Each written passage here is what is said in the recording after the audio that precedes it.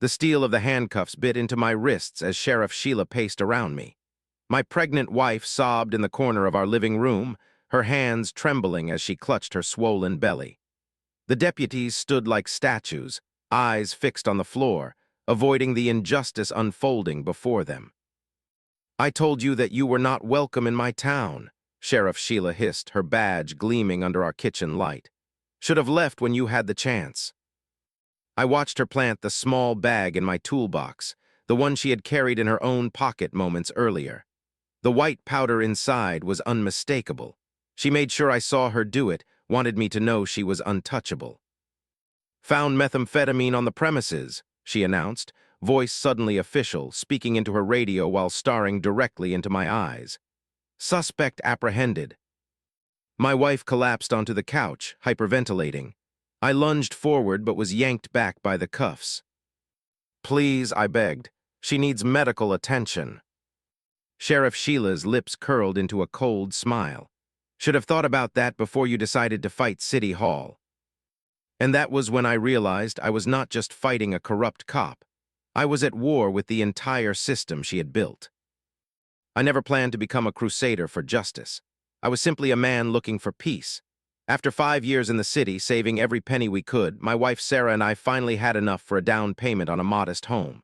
We chose Pinewood County because the houses were affordable, the schools decent, and the crime rate low. It seemed perfect for starting our family. Sarah was 4 months pregnant when we moved in, her face glowing with hope for our future. The small, 3-bedroom ranch house sat on the outskirts of town, surrounded by tall pines and rolling hills. Our nearest neighbor lived a quarter-mile down the road. The isolation was exactly what we wanted: space to breathe, to build a nursery, to prepare for our child without the constant noise of the city pressing in on us. The first week was bliss. Neighbors brought casseroles and introduced themselves with firm handshakes and warm smiles. The hardware store owner remembered my name after just one visit. The woman at the post office asked about Sarah's due date and offered recommendations for the best obstetrician in the county. It felt like we had found our forever home. Then came the first ripple of discomfort. I was at the local diner, chatting with an elderly man named Frank about potential contractors for some minor renovations. The bell above the door jingled and the atmosphere shifted instantly. Conversations halted, backs straightened. Frank's friendly demeanor vanished. Sheriff Sheila Jenkins had entered. She was tall, with short-cropped blonde hair and eyes that seemed to catalog everything in the room. Her uniform was pristine, her posture military straight. She nodded at a few patrons before settling at the counter. "Who is that?" I whispered to Frank. The old man's eyes darted around before he leaned closer. "Sheriff Sheila, been running law enforcement here for 15 years. He paused, then added in an even lower voice, "Best not to draw her attention." I dismissed his tension as small-town eccentricity. Every community had its dynamics, its power structures, its personalities. I thanked him for the advice and thought nothing more of it. 3 days later, 2 deputies appeared at our door. Both young men, both with the same wary look in their eyes. "Good evening, sir. Just conducting a routine welfare check," the taller one announced, his hand resting casually on his holster. "Welfare check," I repeated, confused. "We did not request assistance." "New residents get a check. Sheriff's policy," the other deputy explained, peering past me into our home. "Mind if we come in?" Sarah appeared behind me, her hand resting protectively on her stomach. "Is everything all right?" she asked. The deputies glanced at each other before the first one smiled, a practiced, impersonal expression. "Just procedure, ma'am. No cause for concern." They walked through our home, opening closets, checking windows, making notes. It felt invasive, but I remained polite. They were law enforcement, after all. When they finally left, Sarah turned to me with worry etched across her face. "That was strange, was it not? They barely explained why they were here." I pulled her close, kissing the top of her head.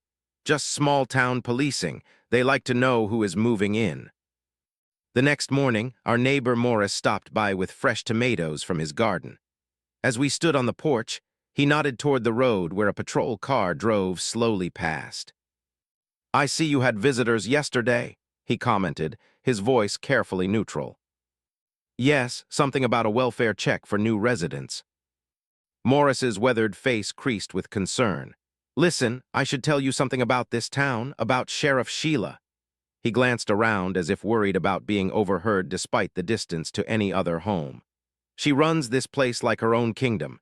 Those welfare checks are her way of sizing up newcomers, deciding if you fit in. I chuckled, thinking he was exaggerating. Every small town has its quirks. This is not a quirk, Morris insisted, his tone deadly serious. Sheila does not just enforce the law here, she decides what the law is. People who cross her tend to have difficulties. I thanked him for the warning, but inwardly dismissed his concerns. I had dealt with office politics and difficult personalities in the city. A small-town sheriff with an inflated sense of importance seemed trivial by comparison. I focused instead on preparing for our baby, painting the nursery a soft yellow, assembling the crib, installing safety locks on cabinets. Sarah and I spent evenings discussing names and planning for our future. We were happy. We were hopeful. I did not yet understand that hope would soon become a luxury we could not afford. The black and white patrol car pulled into our driveway exactly 2 weeks after we moved in. I was in the yard, struggling with a stubborn tree stump that refused to budge. The sound of tires on gravel made me look up, wiping sweat from my brow with my forearm. Sheriff Sheila stepped out, her mirrored sunglasses catching the afternoon sun. Despite the heat, not a single wrinkle disturbed her uniform. She approached with measured steps, removing her sunglasses and hooking them onto her shirt pocket. "Mr. Davis," she said, not a question but a statement. "Thought I would stop by, give you a proper welcome to Pinewood." I straightened, extending my hand. "Thank you, Sheriff, that is kind of you." She looked at my dirt-covered palm for a moment before shaking it briefly. Her grip was firm, professional. Her smile never reached her eyes. "Beautiful property you have here," she continued, surveying our land with a critical gaze. "Interesting how you managed to acquire it so quickly. Most properties in this area stay within local families, or at least go to people who know the community." There was something in her tone, a subtle edge that made me uneasy. We worked with a realtor in the city. Everything was handled through proper channels. Sheriff Sheila nodded slowly. "Of course, though I do wonder if your realtor mentioned the zoning irregularities with this particular plot. Being on the county line creates certain complications." "Irregularities?" I asked, my stomach tightening. "The inspection did not flag any issues." "Inspectors from the city do not always understand our local ordinances," she replied, removing an invisible piece of lint from her sleeve. "For instance, this property falls under Statute 42B, which limits residential usage for non-established county residents. There are procedures, paperwork, things that should have been processed before purchase." I had never heard of any such statute, but before I could question her further, Sarah emerged from the house. She walked toward us, one hand supporting her back, the other resting on her growing belly. "Sheriff," I said, gesturing toward my wife, "this is Sarah, my wife." Sheila's expression softened, but her eyes remained calculating. "Ma'am, expecting, I see. When are you due?" "About 5 months," Sarah replied, her voice warm despite the tension I could feel radiating from her. "We are hoping to have everything ready well before then." 5 months, Sheila repeated, looking between us. "Well, Pinewood likes to know its own. This is a community where everyone watches out for everyone else. We take care of our own here, been that way for generations." The emphasis on our own was unmistakable. After a few more minutes of superficially pleasant conversation, peppered with veiled comments about adapting to local ways, Sheriff Sheila departed. As she drove away, Sarah turned to me, her face pale. "What was that about?" She did not seem friendly at all. I squeezed her hand reassuringly. "Just marking her territory, I think, small-town politics." But that night, a patrol car idled outside our driveway for 3 hours. The next night, it was 2 cars, parked just within view of our bedroom window. On the 3rd night, a spotlight swept across our house at midnight, flooding our bedroom with harsh light before disappearing. Sarah sat up in bed, clutching the sheets to her chest. "James, this is not normal. They are watching us." I held her close, feeling her heart racing against my chest. "It is probably just increased patrols. Morris mentioned something about break-ins last summer." But I did not believe my own words. The pattern was too specific, too focused on our home. When I mentioned the nightly surveillance to Morris, his expression darkened. "She is sending you a message," he said grimly. "Sheila does not like outsiders unless they show proper deference, especially outsiders who buy property she had her eye on." "What do you mean, had her eye on?" Morris sighed deeply. "Rumor has it her nephew was looking to expand his farm operation. Your property would have connected his fields to the main road, but the owner sold to your realtor before Sheila could arrange things." I felt a chill despite the warm day. "Are you saying she is harassing us because of a property dispute?" "I am saying Sheila Jenkins does not like being outmaneuvered, and she is letting you know it." Despite mounting evidence, I continued to assure Sarah it was all local paranoia. Small towns thrived on gossip, on creating drama where none existed. The sheriff was just doing her job, perhaps a bit overzealously. But each night, as headlights swept across our walls and engines idled in the distance, my certainty wavered. Sarah grew more anxious, jumping at unexpected sounds, keeping the curtains drawn at all times. The home that was supposed to be our sanctuary had begun to feel like a fishbowl, with predatory eyes watching from the shadows. "It will blow over," I promised Sarah as I held her one night, feeling our baby kick between us. "They will lose interest eventually." I was wrong. They were not losing interest. They were just getting started. The first citation arrived on a Tuesday morning.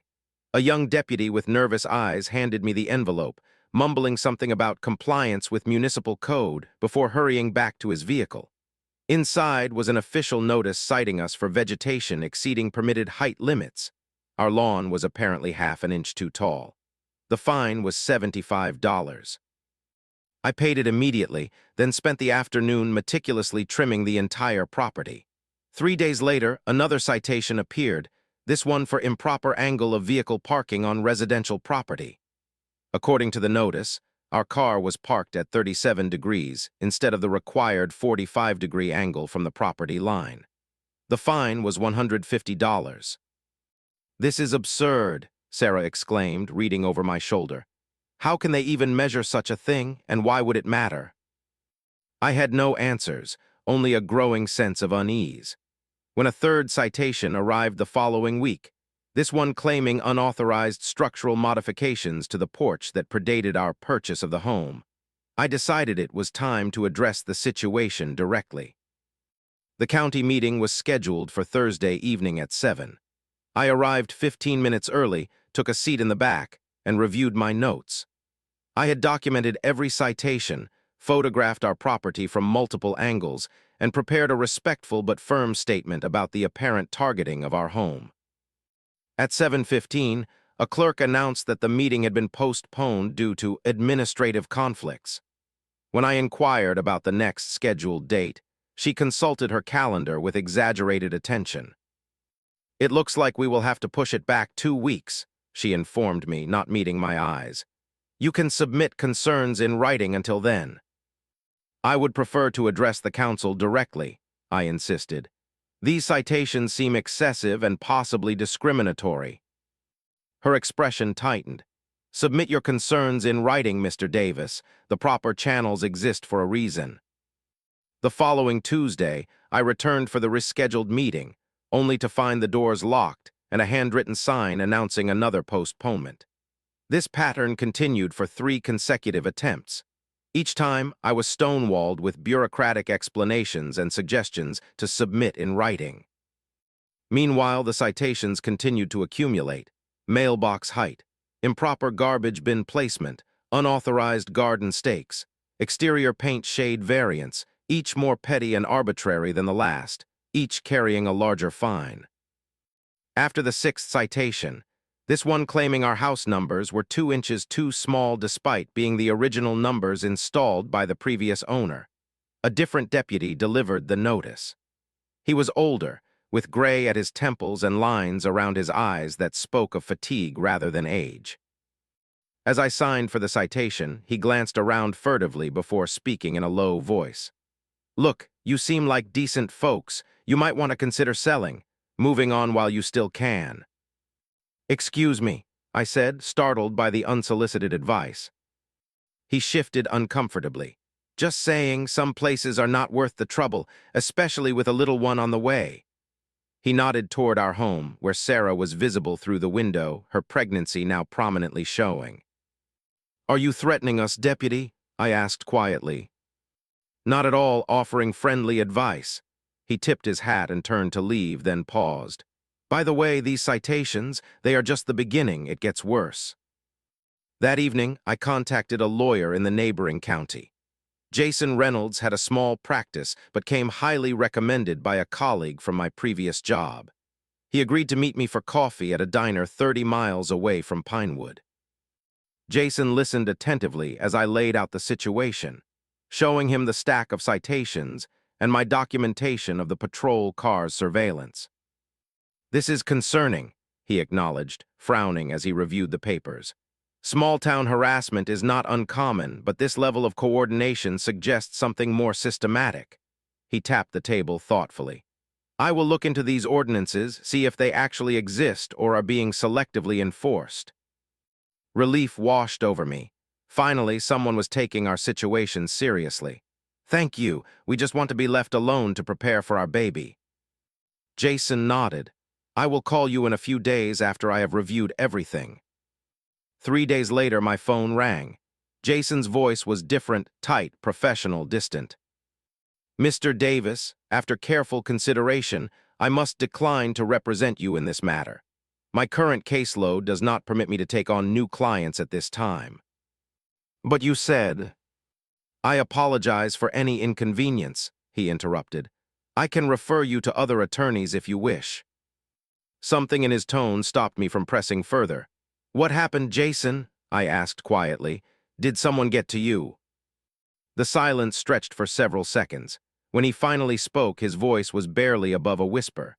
Some fights are not worth picking, Mr. Davis. Some people you do not cross, not in these counties. The line went dead. I stood in my kitchen, phone still pressed to my ear, a chill spreading through me despite the warm evening. The message was clear. We were alone in this fight. No lawyer would help us. No county meeting would hear us. No one would stand against Sheriff Sheila. That night, I began documenting everything in meticulous detail: dates, times, badge numbers, citation numbers. If no one would help us fight through official channels, I would create my own record, my own evidence. I did not yet know what I would do with it, but the simple act of documentation gave me back a small measure of control. What I did not realize was that Sheriff Sheila was just warming up. Rain fell in sheets the morning they came for us. 3 patrol cars pulled into our driveway, lights flashing but sirens silent. From the window, I watched 6 deputies emerge, huddling briefly beneath umbrellas before approaching our door. Sarah stood beside me, 7 months pregnant now, her face drawn with perpetual anxiety. What do they want? She whispered, clutching my arm. Stay calm, I murmured, though my own heart was pounding. I will handle this. The knocking was authoritative, 3 hard raps that seemed to shake the entire house. I opened the door to find Deputy Collins, the youngest of Sheila's force, standing front and center. Behind him, the other deputies formed a semicircle, hands resting casually near their holsters. Good morning, Mr. Davis, Collins said, his tone falsely cheerful, as if he were delivering a pizza rather than what I suspected was coming. I have some paperwork for you.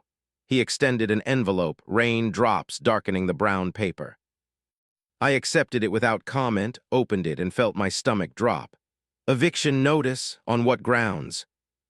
Collins shrugged, avoiding eye contact. It is all detailed in the order. Multiple safety violations creating immediate public hazard, endangering neighborhood compliance, failure to remediate code infractions after multiple citations.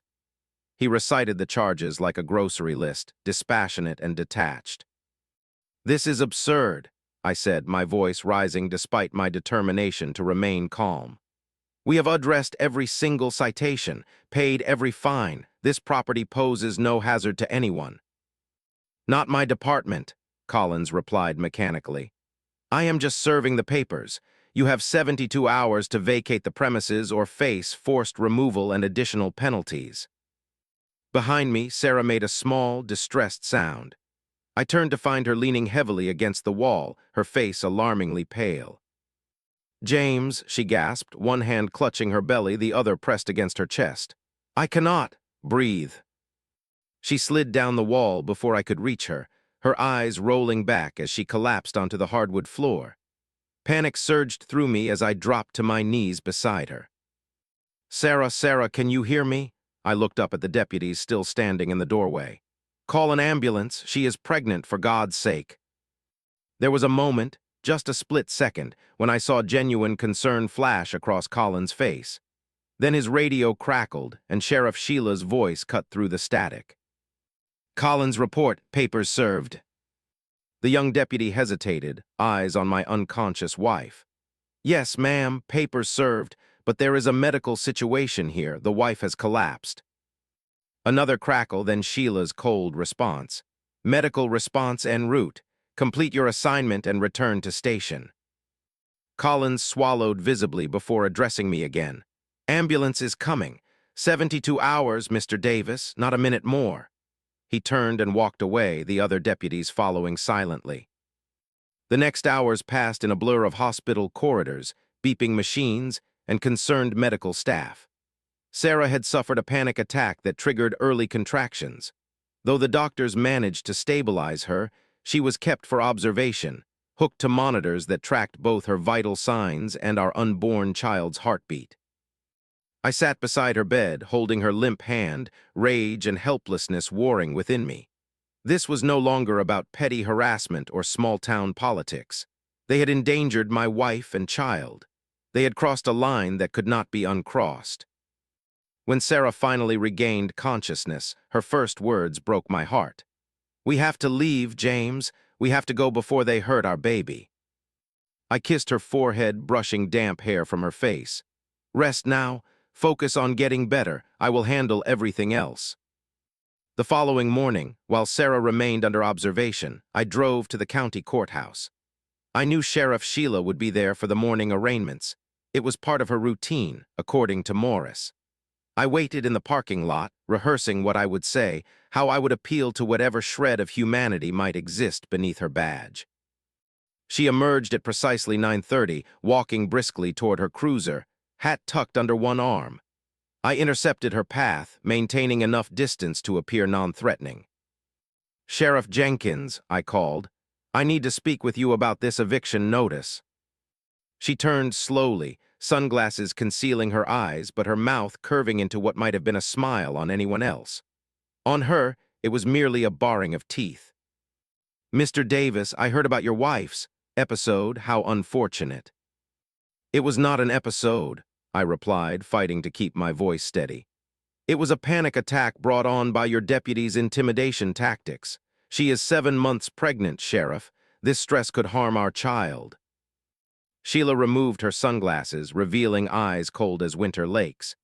You were warned, Mr. Davis, multiple times. Some folks just do not belong here. She stepped closer, voice dropping. This is not personal. This is about respecting the established order of things. You bought a property you should not have. You challenged authority you do not understand. And now you are facing the consequences. I will fight this, I said, hands clenched at my sides. I will take this to the state level if necessary. She actually laughed, a short, sharp sound entirely devoid of humor. With what lawyer, with what evidence, with what support? She replaced her sunglasses with deliberate slowness.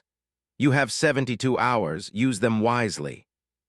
As she walked away, I stood frozen in the parking lot, rain beginning to fall again, soaking through my shirt. In that moment, something shifted inside me. The fear and helplessness crystallized into something harder, something focused. I would not run, I would not beg, I would fight, but not in the way Sheriff Sheila expected.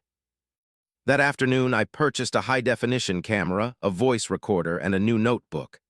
I would document everything from this point forward, every interaction, every patrol car, every word exchanged. I was no longer simply reacting to her harassment. I was building a case. The first person to break the silence was Eleanor Whitman. a retired schoolteacher who lived on the edge of town. I had gone to the local pharmacy to pick up prenatal vitamins for Sarah, who had been released from the hospital under strict orders to avoid stress, an almost impossible directive given our circumstances. Elinor stood behind me in line, and I noticed her watching me intently. As I turned to leave, prescription bag in hand, she touched my elbow gently. "Young man," she said, her voice barely above a whisper, "I know what you are going through. Many of us do." I hesitated, uncertain whether this was a genuine offer of support or another of Sheila's tactics. Elinor must have sensed my reluctance. "My porch at sunset," she murmured, releasing my arm. "Bring that lovely wife of yours if she is feeling up to it. We have much to discuss." That evening I went alone, leaving Sarah resting at home. Elinor's house was a modest Victorian with peeling paint and a wraparound porch dotted with wind chimes. She sat in a wicker rocking chair, a pitcher of iced tea on the small table beside her. "I thought you might come," she said as I climbed the steps. "Sit, please." For nearly an hour, Elinor spoke in hushed tones about Sheriff Sheila's reign of terror. Her grandson, a bright college student home for summer break, had been arrested for resisting arrest after simply asking to see a warrant when deputies arrived to search his car. The charges were dropped eventually, but not before the boy spent 3 nights in jail and his scholarship was jeopardized by the arrest record. "Sheila has been running this county like her personal fiefdom for 15 years, Elinor explained, her lined face tight with controlled anger. "Anyone who questions her authority faces consequences. Subtle at first, traffic stops, parking tickets, noise complaints, then escalating until you either fall in line or leave town." "Why has no one stopped her?" I asked, leaning forward. "Surely other people have tried to fight back." Elinor's laugh was bitter. "Of course they have. The Johnsons filed a complaint with the state police 5 years ago. Their business burned down a week later, ruled an electrical accident. The Martinez family gathered signatures for a petition to investigate department practices. Their teenage son was found with marijuana in his locker the next day, planted everyone knew, but who could prove it?" She reached into her knitting bag and withdrew a manila envelope. "These are copies of complaints, testimonies, incidents going back 10 years. I have been collecting them quietly, waiting for someone brave enough or desperate enough to use them." The following day, I met with Marcus Gaines, a black veteran who owned the barber shop in town. He invited me to the back room after closing, where he shared his own story of harassment. "Moved here after 20 years in the Marines," he explained, his voice steady but his hands betraying his emotion as they gripped his cane. "Bought the barber shop, renovated it myself. First few months, everything was fine. Then I refused to close early for one of Sheila's department fundraisers, said I had customers scheduled." He shook his head slowly. "Next day, health inspector shows up. Week after that, fire marshal, then building code enforcement. 11 violations in 1 month, all suddenly discovered in a building that had passed every inspection before I refused her request." "What did you do?" I asked. "Fought it at first, filed appeals, contacted county commissioners, but then my son started getting pulled over every time he drove through town. My daughter's college application letters disappeared from the mail. I got the message." His eyes met mine, decades of controlled rage visible in their depths. "I paid the fines. I close when she says close. I donate to her fundraisers. I survive." Over the next 3 days, I met with more residents, always in private, always away from prying eyes. A restaurant owner whose liquor license was mysteriously suspended after he hosted a birthday party for a county commissioner running against Sheila's ally. A young mother whose child protective services case was opened due to anonymous concerns after she spoke up at a town hall meeting. An elderly couple whose property taxes tripled after they questioned road maintenance priorities in their neighborhood. They shared documents, photographs, recordings, names and dates and incidents that formed a pattern too consistent to be coincidence. Some wept as they told their stories. Others spoke with the flat affect of those who had buried their emotions too deeply to access them anymore. All expressed the same fear, that Sheila would somehow discover their cooperation with me. "Why tell me now?" I asked Morris during our final meeting of the week. "Why risk it?" The old man gazed out his window where a patrol car slowly cruised past. "Because you are already marked," he said simply. "She is going to destroy you regardless. Might as well take her down with you." I returned home each night with new pages of notes, new evidence, new witnesses willing to speak if protected. I hid everything in a loose floorboard beneath our bed, away from the prying eyes that might enter our home when we were absent. Sarah watched me with growing concern. "What are you planning, James?" I kissed her forehead gently. "Justice, my love, long overdue justice." What had begun as self-preservation was transforming into something larger. The documents in my possession told a story of systematic abuse spanning more than a decade. Sheriff Sheila had not just targeted us, she had terrorized an entire community into submission. And now, finally, someone was going to hold her accountable. The evidence grew in the darkness of my basement. I spread out documents across a folding table, connecting threads between cases, victims, and incidents. Every night after my wife fell asleep, I descended those stairs and transformed from a frightened homeowner into something else, an investigator, a collector of injustice. There was a method to my madness. During daylight hours, I maintained appearances. I raked leaves from our yard. I painted the mailbox to the exact height specified in her ridiculous citations. I smiled and nodded when her cruisers drove past. But my notebook filled with details, license plate numbers, timestamps, officer names, every unnecessary patrol, every intimidation tactic. "You need to document everything," whispered Judge Winters, a retired circuit court judge who agreed to meet me at a diner 30 miles outside of town. His hands trembled slightly as he reviewed my growing collection of evidence. "This is not just harassment. This is systematic abuse of power." The judge pushed his coffee away and leaned forward. "I served on the bench for 27 years. I have never seen such a clear pattern of intimidation." "What can I do with all this?" I asked, gesturing to the folder between us. "The state has oversight. The governor can order an investigation if presented with compelling evidence." His eyes narrowed. "This is enough to bury her badge." Those words echoed in my mind for days. Bury her badge, not just complain, not just survive, but end her reign completely. Through a college friend, I connected with a civil rights attorney who specialized in law enforcement misconduct. When I emailed her the first batch of documents, she called me within hours. "How long has this been happening?" she demanded, her voice tight with professional outrage. "To me, 4 months, to others, years." "This is unbelievable. The systematic targeting, the procedural violations. She is running that department like a personal vendetta machine." The attorney helped me organize everything. Affidavits from frightened residents, video footage of deputies conducting illegal searches, financial records showing suspicious asset seizures, audio recordings of threats thinly veiled as friendly advice. My wife noticed my late nights, my distraction. Her pregnancy was progressing, her belly growing round and tight. I caught her watching me sometimes, concern etched across her face. "What are you doing down there every night?" she finally asked one evening. I hesitated, weighing the burden of knowledge against the burden of ignorance. "I am preparing something that will keep us safe," I said finally. "The less you know right now, the better." She placed her hand on her stomach, our child kicking beneath her palm. "I trust you," she said simply. The dossier grew thick, nearly 200 pages of documented abuses. Names, dates, incidents. Enough to shock even the most jaded bureaucrat. I made 3 copies, one for my attorney, one hidden in a safety deposit box 2 towns over, and one addressed directly to the governor's office of legal affairs. When I dropped that final package at the post office, using a pseudonym and a return address at a private mailbox facility, my hands were shaking. There would be no turning back now. Either Sheila would fall or we would. On my drive home, I noticed fewer patrol cars than usual. Something was shifting in the air. The storm was about to break.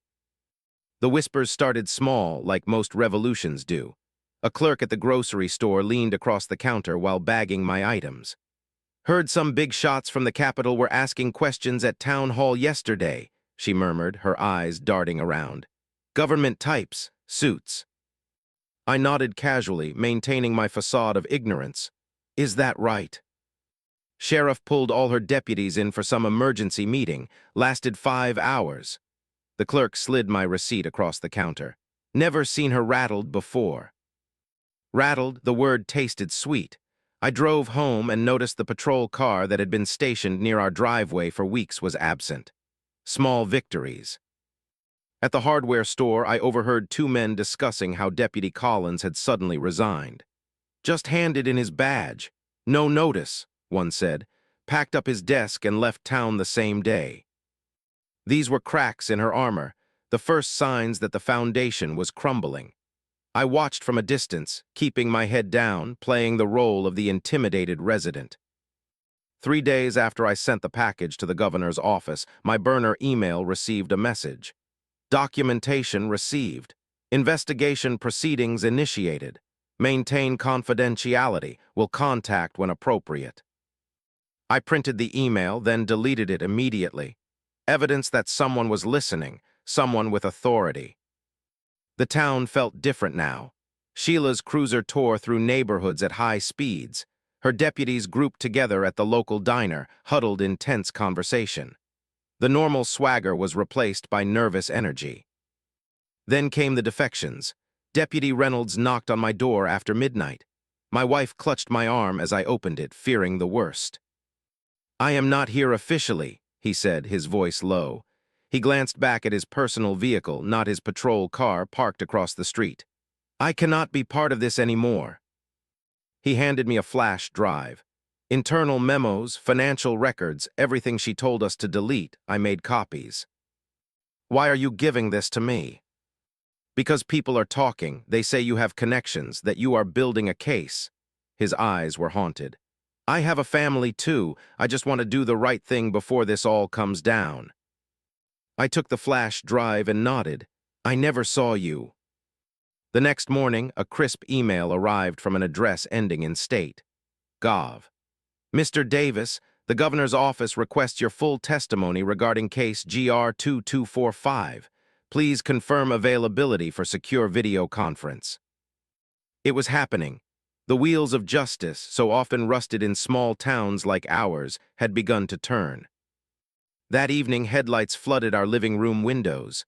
A car door slammed. Heavy footsteps on the porch. I moved my wife behind me as I opened the door. Sheila stood there alone. No cruiser, no uniform, just jeans and a jacket. But her eyes carried all the authority she had wielded like a weapon for years. Those eyes now burned with something new, fear. "What did you do?" she hissed, stepping forward. I held my ground. "I have no idea what you mean, Sheriff."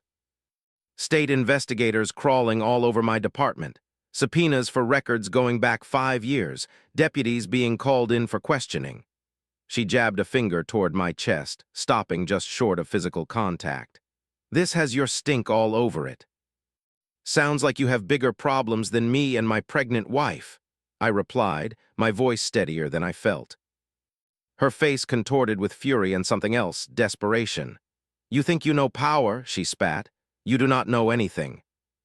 I said nothing, just held her gaze until she finally turned and stalked back to her car. As she drove away, I realized something profound. She was right. I had not known power before, but I was learning fast. They came on a Tuesday. 4 unmarked sedans with government plates, carrying men and women in business attire who moved with the quiet confidence of authority. No drama, no sirens, just the deliberate execution of law. I watched from the hardware store window as they filed into town hall. Clipboard in hand, a woman who could only be the lead investigator spoke briefly with the receptionist, who went pale and immediately picked up her phone. Within minutes, the town administrator appeared, his usual swagger replaced by nervous deference. He escorted the group into the main conference room, where blinds were promptly drawn. Martin, the store owner, stood beside me. "State auditors," he whispered, though no one else was in the store. "Sheriff's been on the phone all morning, never heard her voice shake before." I feigned casual interest. "Any idea what they want?" "Records, personnel files, complaint histories." Martin's eyes crinkled. About time somebody looked under that rock. Throughout the day, investigators dispersed across town. 2 visited the county clerk's office.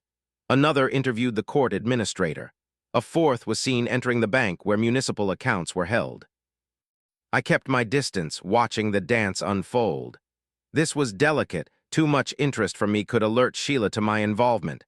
Too little might miss crucial developments. By afternoon, rumors blazed through town. Investigators had requested 5 years of arrest records. They were reviewing body camera footage that was supposedly lost. They had subpoenaed Sheila's personal bank records. I drove home the long way, passing the sheriff's department. Through the glass doors, I glimpsed Sheila being escorted into a private office by 2 of the state officials.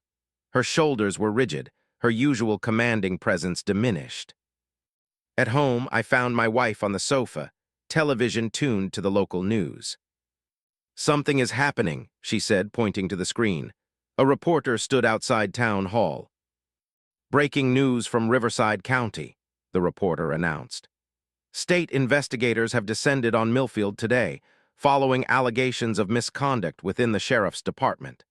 Sources say the investigation stems from a dossier delivered to the governor's office containing evidence of civil rights violations, intimidation, and misuse of public funds." My wife turned to me, eyes wide with realization. "This is you. This is what you have been doing." I nodded slowly. "I could not tell you. I needed to protect you and the baby." "All those nights in the basement," she whispered, "you were fighting back." "We were not the first ones she targeted," I explained, "but I wanted us to be the last." The next morning, Sheila's cruiser was nowhere to be seen. Instead, state police vehicles were stationed at key points around town. The sheriff's department operated under supervision, with deputies casting nervous glances at their temporary overseers. More remarkable was the change in the townspeople. For the first time in years, they spoke openly, on street corners, in cafes, outside the post office. Years of whispered complaints became public testimony. Mr. Jenkins, whose son had been arrested for resisting when he merely asked for a warrant, stood in front of the courthouse recounting his story to anyone who would listen. Mrs. Washington, who had been ticketed daily until she sold her prime real estate to Sheila's brother-in-law, shared her documentation with a state investigator on a bench in the town square.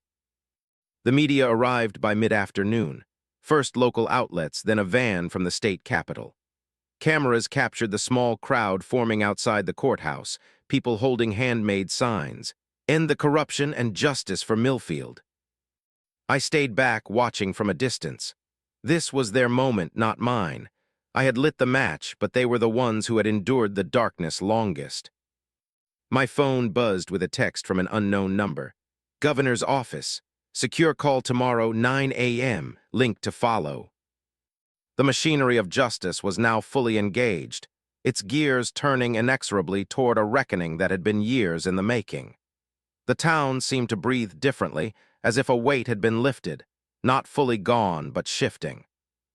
That night, for the first time in months, no patrol car drove past our home. No spotlight swept across our windows. We slept in peace, awaiting the dawn. The formal announcement came over the police radio frequencies, which half the town monitored regularly. "By order of the governor, Sheriff Sheila Brantley is hereby suspended pending investigation.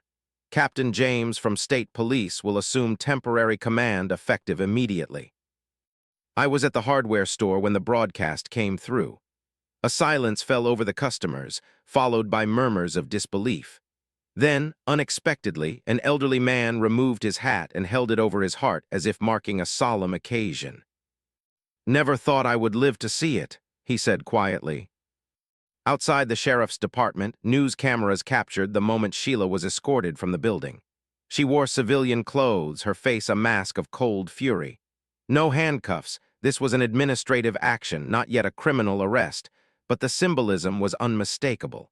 She had entered that building for 15 years as the ultimate authority. She left it powerless. State officials moved quickly. They froze department funds and sealed records rooms. Teams of auditors began methodical reviews of every case Sheila had touched. Arrests were scrutinized, property seizures examined, financial transactions dissected. The governor's office arranged my video testimony for that afternoon. I sat in my home office, facing a secure connection to a conference room filled with state justice officials, attorneys, and investigators. "Please state your name for the record," began the lead investigator. For 2 hours, I methodically walked them through the evidence, the pattern of harassment, the targeted enforcement, the systematic intimidation. I shared screen captures of the financial records showing suspicious asset transfers. I played audio recordings of threats thinly disguised as warnings. "And how many other residents provided similar statements?" asked the Attorney General's representative. 27 signed affidavits. At least a dozen more were willing to speak, but too frightened to sign. When I finished, the lead investigator leaned toward the camera. "Mr. Davis, I have been in law enforcement oversight for 22 years. What you have documented here represents one of the most comprehensive cases of departmental corruption I have ever encountered." They asked if I would be willing to testify in court. I agreed without hesitation. The following day, something remarkable happened. People gathered at the courthouse, not just a few, but dozens, then hundreds. The elderly couple whose grandson had been falsely imprisoned. The black veteran who had been harassed until he sold his land. Mothers whose sons had been targeted. Business owners who had paid protection fees disguised as community donations. They held signs. They shared stories with reporters. Years of fear dissolved into collective courage. From my window, I watched the live coverage on my laptop. My wife sat beside me, her hand on her belly, our child shifting beneath her palm. "They needed a spark," she said softly. "You gave them that." The formal charges came 3 days later. The state attorney general stood on the courthouse steps, cameras flashing as he read the indictment. Abuse of power, criminal intimidation, multiple civil rights violations, embezzlement of public funds, evidence tampering. Sheila was taken into custody that afternoon, not by her own deputies, but by state police. This time there were handcuffs. This time the cameras captured her mug shot, her fingerprinting, her processing into the system she had wielded as a weapon for so long. The courthouse became a gathering place, not for celebration, but for healing. People who had suffered in isolation discovered they were part of a community of survivors. They formed support groups. They organized legal assistance for those whose cases needed review. I attended one such meeting, standing at the back of the community center, listening as people shared their experiences. An older woman spotted me and approached slowly. "You are the one who started this," she said. It was not a question. "I just gathered the evidence," I replied. "Everyone here lived it." She took my hand in both of hers. "For years, we thought we were alone. Each of us thought we were the only ones being targeted." Her eyes welled with tears. "You showed us we were not alone. You gave us our voices back." That night, as news of additional charges spread through town, my wife and I sat on our porch swing. The street was quiet, no patrol cars, no threatening presence. "What happens now?" she asked.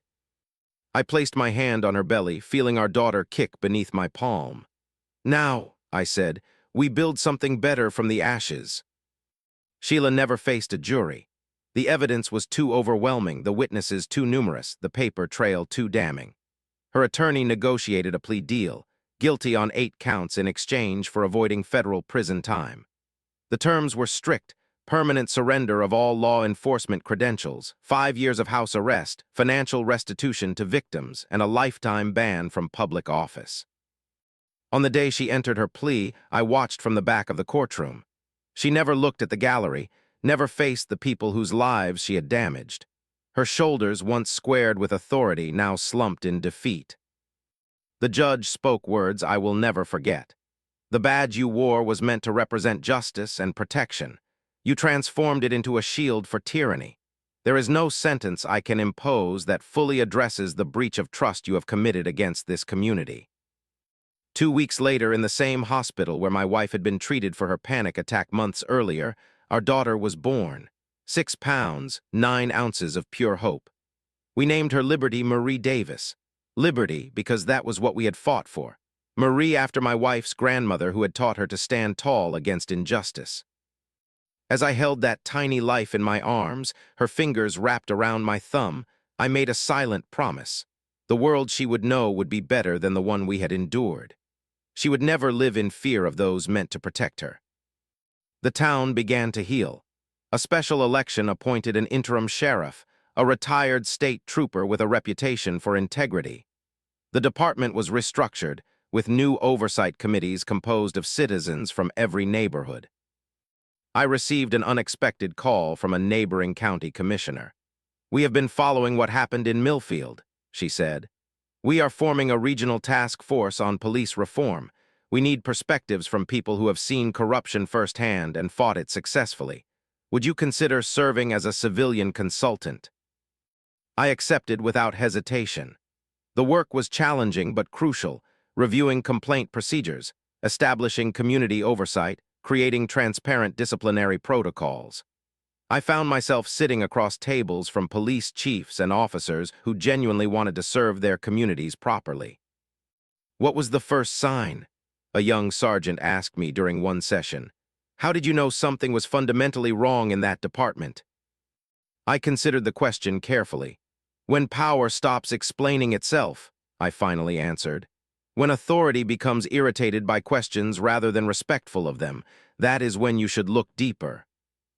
Our home transformed as well. No more patrol cars idling outside. No more citations slipped under our door. We planted a garden. We finished the nursery. We became part of a community that was finding its voice again. Old Mr. Jenkins stopped by one afternoon as I was mowing the lawn. He leaned on his cane, watching Liberty sleeping in the shade of our porch. "You know," he said, "most folks would have just sold the house and moved away. Would have been easier." I turned off the mower. Easier is not always right. He nodded slowly. "My father was sheriff here back in the 50s. He used to say that a badge does not make you powerful, the people's trust does." He looked toward town. "Maybe we are getting back to that now." On Liberty's first birthday, we hosted a small gathering. Among the guests were families I had met through the investigation, people who had suffered under Sheila's reign and emerged stronger. We did not dwell on the past. Instead, we talked about the town's new community center, the revitalized business district, the sense of ownership people were taking in their government. Later that evening, as the sun set on our little home, my wife joined me on the porch steps. Liberty had fallen asleep inside, exhausted from the excitement of her party. "Do you ever regret it?" she asked quietly. "Taking on a fight that big, risking so much?" I watched the golden light fade over the town that had once felt like a prison and now felt like home. "I only regret not understanding sooner what was happening. All those people suffered for years while nobody stood up." "You did," she said simply. "We did," I corrected, "and so did everyone who eventually found their voice." The streetlights flickered on one by one, illuminating a neighborhood where people now walked freely in the evening air, where windows stayed open on summer nights, where badges meant protection rather than intimidation. I had never wanted to be a symbol or a catalyst. I had simply wanted a home for my family. But in fighting for that simple dream, we had helped restore something precious to an entire community, the power of their own voices. Some fights find you, some fires forge you, and sometimes from the ashes of what burns away, you build something stronger than what stood before.